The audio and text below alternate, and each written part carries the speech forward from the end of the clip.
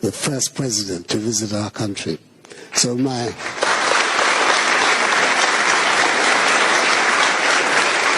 this is a return visit on my part to repay the compliments. I think that the things that have brought us here today tell us a lot about the development of our continent of Africa. I'm beginning by saying that the place of the diaspora, the status of people in the diaspora, of the African diaspora, is intimately linked with what happens on the continent. And Africa strong and performing transforms your position and your status here in Europe.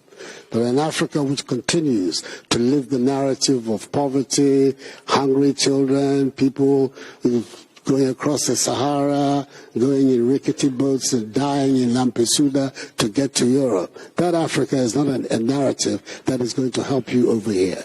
So I think between you and us, our main task is the transformation of the continent. And why do I say so? Just one simple example. The Chinese diaspora is supposed to be some 60 million people. And in the table of states, they constitute the 25th country in the world.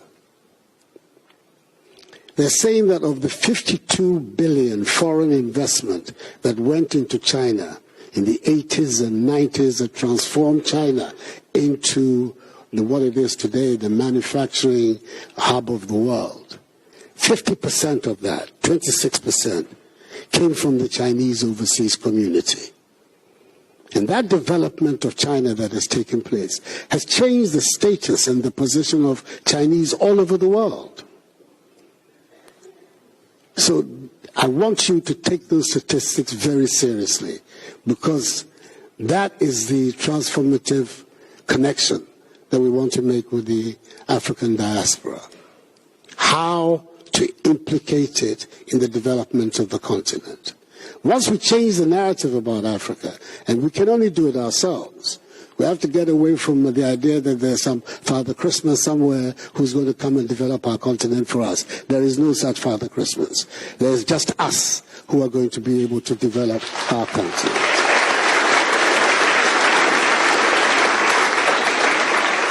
So once that mentality is our mentality, that we have to do it ourselves, then our relations with other people become that much more structured and punctilious, if you like. Our relations with France, our relations with Europe. Our relations with Europe is a natural one. You look at the geography of the world, Africa and Europe are natural partners. There's just this small strip of water, the Mediterranean, that separates the two of us. So when you look at that, and you look also at the history that has gone on between Africa and Europe, that is a natural relationship and a natural alliance, but a relationship that has to be different from the relationship that we've had up to now. Why do I say so? That relationship has enriched Europe, but has not enriched Africa. So we need to change that dynamic. And we can only do it by ourselves taking the correct measures for our future.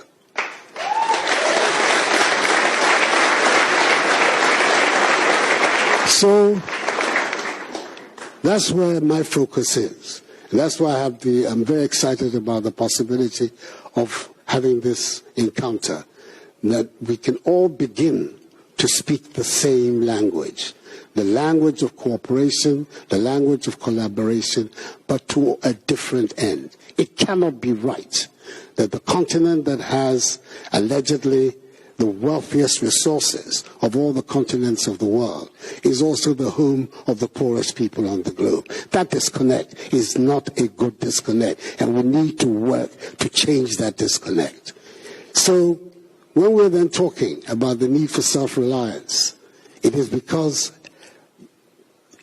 particularly important is to recognize that we have the resources. We have the youngest population in the world. 25% of our population is under the age of, 19. It's a huge amount of resource, of potential strength.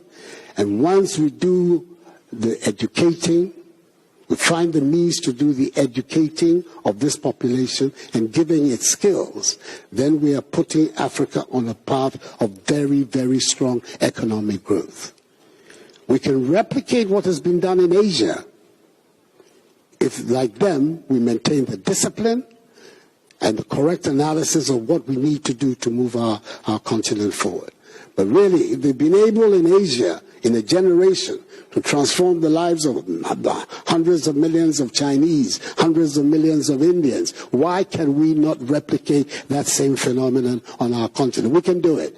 And I have no doubt that those of you here can make a big input into that transformation that we're all looking for. And when we're saying this, and it's very important that we recognize that we're not saying we're turning our back on the world. No, we can't do that. We live on the same planet. We need the association and the partnership with countries like France, with the technologies that they have developed here, their savoir-faire in many, many areas. All those things are matters that we can profitably associate and benefit from. But all of it, always, from an understanding that it is for us to define the relationship that we want with the rest of the world. We shouldn't be caught up in a language or a narrative that says that we are appendages to other people's thinking, other people's policies, other people's volonté. That will not help us. So, Mr. President, we're saying the time has come for us to take our destiny in our own hands. It's now 6 decades since the independence movement swept Africa. And those who led it, did so on the understanding that independence would bring not just freedom as sovereign states, but it would also provide us the base for the social and economic transformation of our countries. That still hasn't happened. But the pointers are all very, very positive towards the future. And there are several countries on the continent. I would get into a lot of trouble if I started identifying them here, as I should mention, and I won't mention anyone. But there are several on the continent that visibly you can see are on the right way forward for what we need to do. So, thank you for this opportunity to come and speak to you. But in concluding, there's just one thing that I want to say to my brothers and my sisters of the African diaspora in this room. And that is something that perhaps when I hear the way in which there's a lot of concern about the status in France and barriers in France. But there's one thing that all of you should remember, and I hope that you will associate this with me. The destiny of all black people in the world, wherever they are, is bound up with Africa. Let me repeat that. The destiny of all black people in the world is bound up with Africa.